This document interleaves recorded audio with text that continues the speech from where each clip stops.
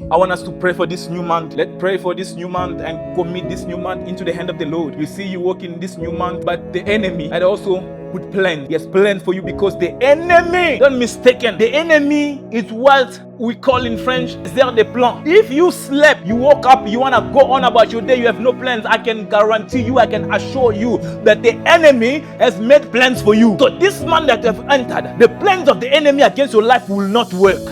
The plans of the enemy against your life, against your family in this month, it will not work. Every battle will turn into testimony in this month. Every battle that the enemy is rising against your life must turn into testimony this month. Every plan, every battle, every fight in your flesh, every fight in your body, every fight in your spirit that the enemy is rising against you will turn into a testimony in the mighty name of the Lord Jesus Christ. Praise the Lord, the Lord God is good.